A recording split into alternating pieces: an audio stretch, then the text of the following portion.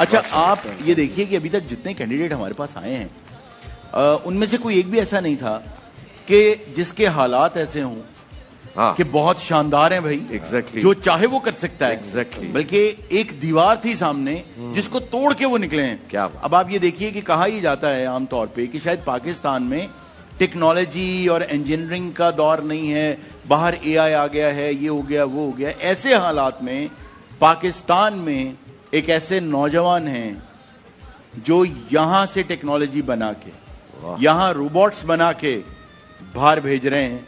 मोहम्मद नबील, आइए उनके बारे में पैकेज देखते हैं।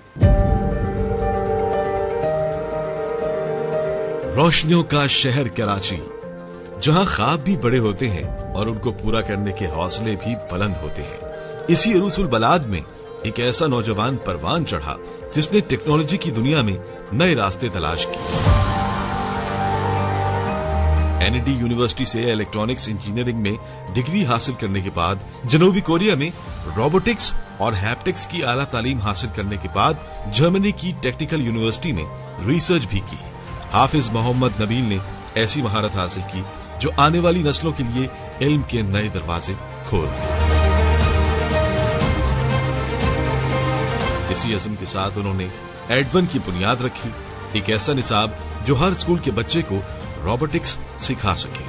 इससे कबल वर्चुअल रियलिटी के लिए पहनने वाले आलात बनाने वाली मारूफ कंपनी हैप्टिका के शरीक बानी और चीफ टेक्निकल ऑफिसर रहे। टेक्नोलॉजी के जरिए तालीम में इनकलाब लाने वाले पाकिस्तान का फख्र हाफिज मोहम्मद नबील। इन्हें बुलाते हैं हाफिज मोहम्मद नबील।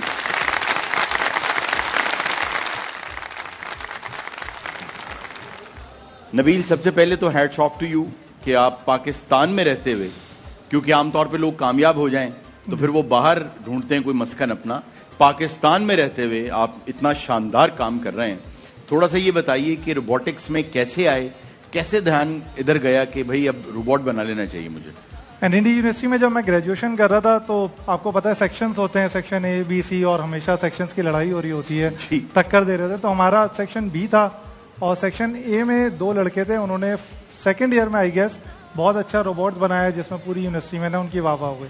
तो सिर्फ उनको कम्पीट करने के लिए हमने बोला यार हमारा सेक्शन क्यों पीछे रहे। तो that's how I started robotics. और उस टाइम से फिर स्टार्ट हुए, फिर नेशनल लेवल के ऊपर बहुत सारे कंपटीशन में पार्टिसिपेट किया। तो मेरे जहन में ख्याल आया कि यार पाकिस्तान के अंदर जो एजुकेशन सिस्टम है उसके अंदर जो सबसे बड़ा फ्लॉ है वो ये है कि प्रैक्टिकल एजुकेशन नहीं है और जो कोर्स है वो बड़ा आउटडेटेड है। ठीक है, तो उसको कैसे इंप्रूव किया जाए। तो मेरा क्योंकि बैकग्राउंड टेक्नोलॉजी का था तो मैंने सोचा कि यार एक करिकुलम बनाना चाहिए ग्रेड 4 to 8 जो कि स्कूल में ही बच्चों को रोबोटिक्स, एआई, आर्टिफिशियल इंटेलिजेंस ये चीजें सिखा सके। तो आई स्टार्टेड समथिंग, दो लड़कों का हायर किया, वो काम करना शुरू कर दिया उन्होंने। जब मैं जर्मनी वापस गया तो मैं ये कंपनी काइंड ऑफ छोटी सी आप कह लें और अपना पीएचडी जो है वो साथ साथ कर रहा था।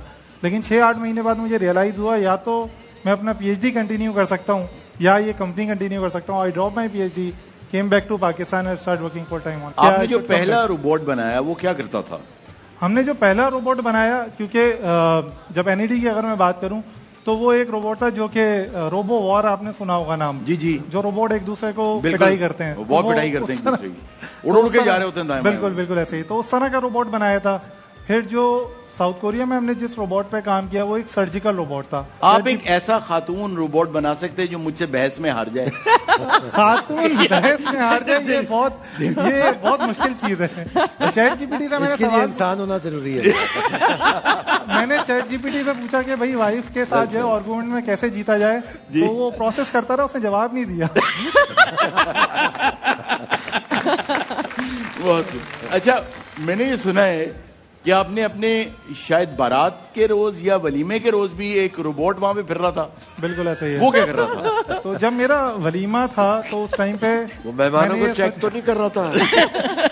इसको नहीं वो ये बुलाया चेक कर रहा था लिफाफा कौन लेके आया ना। अच्छा, वो क्या कर रहा था? वो ये था कि मैंने अपनी वाइफ को सरप्राइज देना था वलीमे के टाइम पे, कोई अच्छा सरप्राइज। तो आई वाज थिंकिंग कि यार क्या चीज हो यूनिक ना। ठीक। तो आई थॉट कि यार रिसेप्शन के ऊपर ना जो लोगों को रिसीव कर रहा है वो रोबोट होना चाहिए। अरे वाह, that's how we made robot. Robot हार पहना रहा है पाजी सलाम।